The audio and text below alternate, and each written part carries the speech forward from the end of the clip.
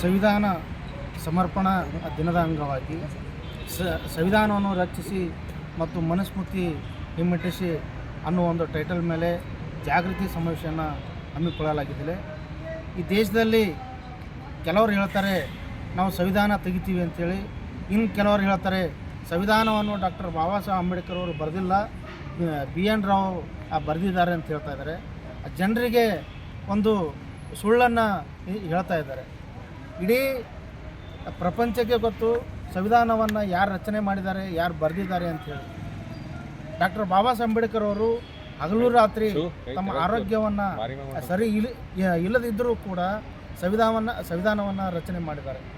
ಸಂವಿಧಾನವನ್ನು ರಚನೆ ಮಾಡಿ ಇಡೀ ಸಮುದಾಯಕ್ಕೆ ಸಮಾನತೆಯನ್ನು ತರುವಂಥ ಒಂದು ಕೆಲಸವನ್ನು ಮಾಡಿದ್ದಾರೆ.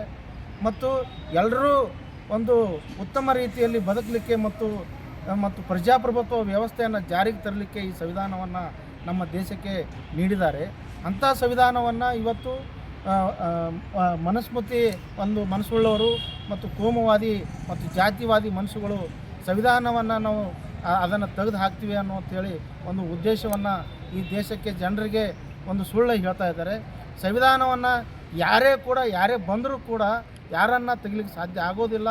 ಈ ಒಂದು ಸಂವಿಧಾನದ ಒಂದು ಏನು ಮೂಲ ಆಶಯ ಇದೆ, ಆ ಆಶೆಯನ್ನು ಇಡೀ ಜನರಿಗೆ ಜಾಗೃತಿಯನ್ನು ಮೂಡಿಸಬೇಕು ಅಂಥೇಳಿ ಕರ್ನಾಟಕ ದಲಿತ ಸಂಘರ್ಷ ಸಮಿತಿ ಒಂದು ರಾಜ್ಯ ಮಟ್ಟದ ಒಂದು ಜಾಗೃತಿ ಸಮಾವೇಶವನ್ನು ಹಮ್ಮಿಕೊಳ್ಳಲಾಗಿದೆ. ಇಡೀ ರಾಜ್ಯಾದ್ಯಂತ ಏನು ದಲಿತ ಸಂಘರ್ಷ ಸಮಿತಿಯ ಕಾರ್ಯಕರ್ತರಿದ್ದಾರೆ, ಆ ಕಾರ್ಯಕರ್ತರು ಎಲ್ಲರೂ ಕೂಡ ಅದರಲ್ಲಿ ಭಾಗವಹಿಸ್ತಾರೆ ಅಂತ ಹೇಳ್ತಾರೆ. ಎಷ್ಟು ಜನ ಒಂದು 1500 ಜನ ಭಾಗವಹಿಸ್ಬೋದು.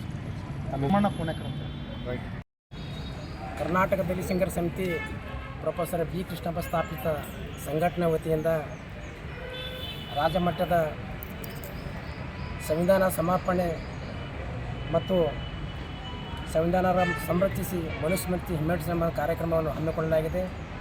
ಈ ಕಾರ್ಯಕ್ರಮದ ಉದ್ಘಾಟನೆಯನ್ನು ಮಾನ್ಯ PWD ಸಚಿವರಾದಂಥ ಸತೀಶ್ ಜಾರಕಿಹೊಳಿ ಸರ್ ಅವರು ಉದ್ಘಾಟನೆ ಮಾಡಲಿದ್ದಾರೆ.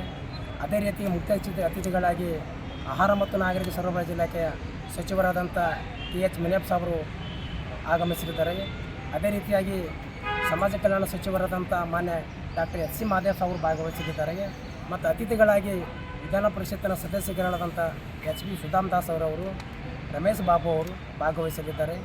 ಅಂದಿನ ಕಾರ್ಯಕ್ರಮದ ಅಧ್ಯಕ್ಷತೆಯನ್ನು ದೇವದಾಸ್ ಅವರವರು ದಲಿತ ಹಿರಿಯ ಮುಖಂಡರು ಚಿಕ್ಕಮಗಳೂರು ಅಧ್ಯಕ್ಷತೆ ವಹಿಸಿಕೊಳ್ಳಲಿದ್ದಾರೆ. ಅದೇ ರೀತಿ ಇಂದಿನ ಕಾರ್ಯಕ್ರಮದ ನೇತೃತ್ವ ವಹಿಸಿಕೊಂಡಂಥ ರಾಜ್ಯ ಸಂಚಾಲಕರಾದಂಥ ಶ್ರೀನಿವಾಸ್ ಹೆಣ್ಣೂರು ಅವರು ಪ್ರಾಸ್ತಾವಿಕವಾಗಿ ಮಾತನಾಡಲಿದ್ದಾರೆ.